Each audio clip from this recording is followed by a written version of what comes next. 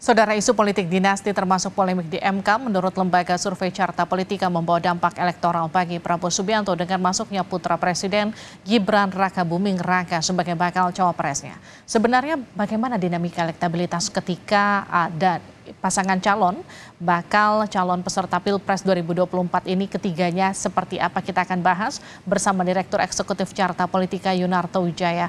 Bergabung juga Saidiman Ahmad, ini adalah peneliti dari Saiful Mujadi Research Center atau SMRC. Selamat malam Mas Toto, selamat malam Mas Saidiman. Selamat malam Mas Saidiman.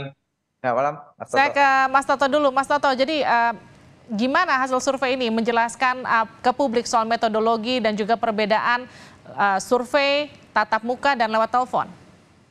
Ya, tadi pertama Livi hampir salah sebut, Sudirman Said itu jubirnya bisa bahaya itu. Ya, pertama memang ini dilakukan dengan survei tatap muka 2.400 responden.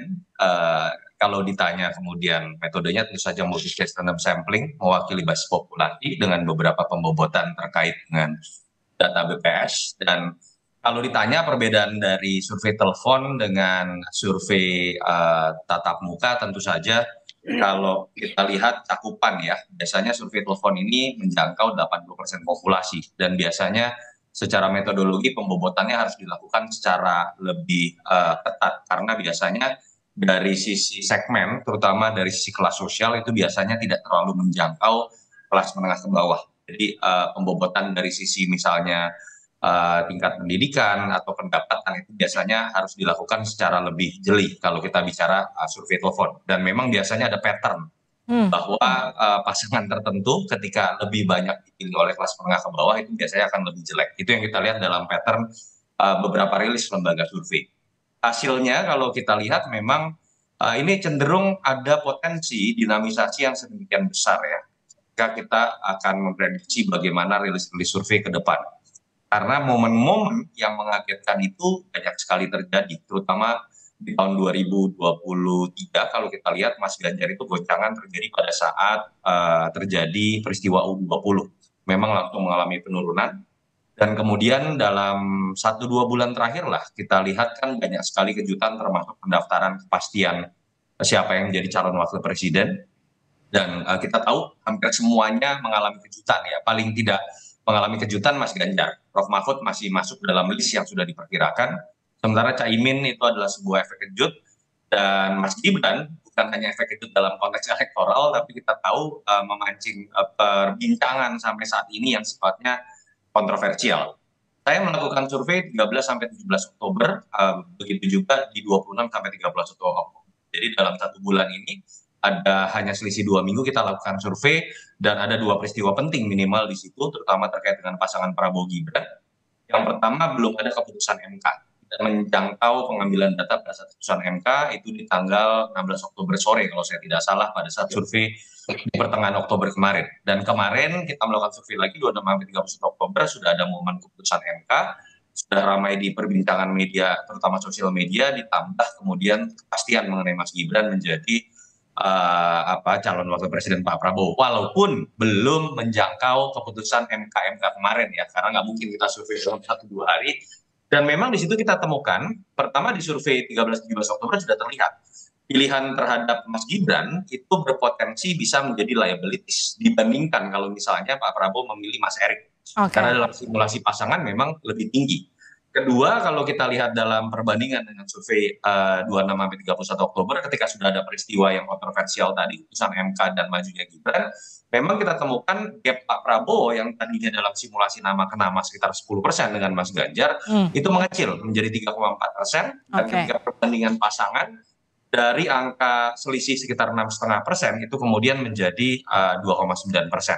Di level persepsi ini saya pikir linear dengan data entah itu teman-teman data yang sharing terhadap social media monitoring atau media monitoring, memang sentimen tentang Mahkamah Keluarga ini itu sangat negatif. 70% sampai 90% itu negatif.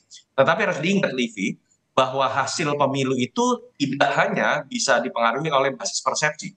Ketika berbicara mengenai mobilisasi atau intervensi melalui mobilisasi, dan itu yang kita takutkan terjadi ketika kekuasaan ikut bermain, itu menurut saya juga faktor yang kemudian dalam pengalaman pilkada bisa bisa mengubah persepsi tersebut. Secara umum seperti itu, Livi. Baik, saya ke Mas Saidiman. Jadi kalau kita lihat tadi versinya Mas Toto, tapi kalau versinya SMRC, kalau kami cek terakhir di survei Agustus lalu, ini koreksi saya kalau salah ya, saat itu belum ada deklarasi dan juga pendaftaran. Oktober kemarin itu hanya merekam tingkat kesukaan tokoh dan juga bacawa pres. Dari histori surveinya SMRC terhadap masing-masing tokoh seperti apa, Mas Saidiman?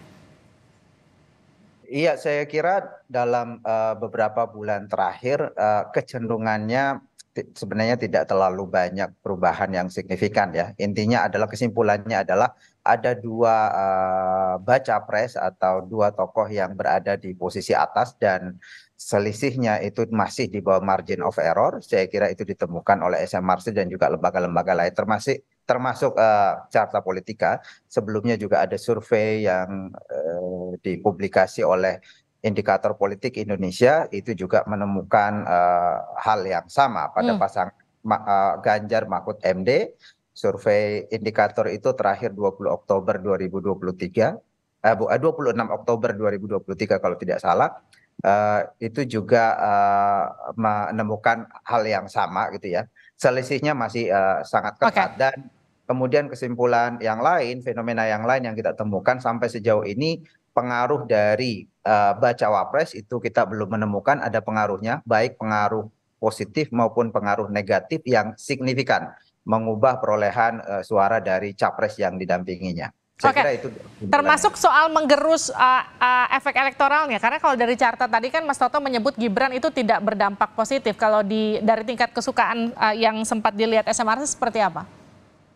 Ya, sejauh ini kita tidak menemukan ada pengaruh yang signifikan, baik menaikkan maupun menurunkan. Memang ada sedikit perubahan, tetapi perubahannya itu tidak signifikan secara statistik. Tetapi kemudian kalau kita diminta untuk melakukan prediksi ke depan, saya kira ada potensi misalnya pada Mahfud MD untuk menaikkan suara, karena likability Mahfud MD dibanding dengan calon-calon yang lain, dibanding dengan para bakal calon wakil presiden maupun dengan para bakal capres, itu lebih tinggi dibanding pada Mahfud MD. Karena itu kalau kemudian tingkat pengetahuan publik terhadap Mahfud MD itu meningkat, katakanlah sampai setara dengan para capresnya, saya kira itu ada potensi pada pasangan yang berpasangan dengan Mahfud MD dalam hal ini Ganjar Pranowo ini untuk kemudian menaikkan suara atau setidaknya menaikkan likability pada pasangan itu.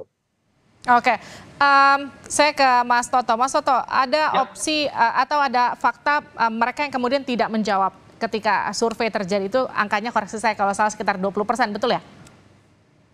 Hampir 20%. Yes. Tapi kalau kita bicara mengenai simulasi pasangan ya, biasanya ketika ditanyakan simulasi pasangan ada kebingungan dibandingkan dengan pertanyaan nama ke nama. Jadi itu yang memang kita temukan dan biasanya akan bertambah undecided ini ketika simulasinya dari 3 pasang menjadi 2 pasang. Katakanlah misalnya dari 3 pasang masih ada Mas Anies, 2 pasangnya simulasinya Pak Prabowo melawan Mas Ganjar, tentu saja banyak dari pemilih Mas Anies yang masih menyatakan undecided voters dan belum menyatakan pilihan kepada keduanya. Itu polanya biasa seperti itu secara kuantitatif. Oke, ini kan masih lewat telepon ya. Kemudian adakah kemudian rencana untuk membuat survei tatap muka? Saya tatap muka. Oke, tatap muka. Telepon LSI tadi.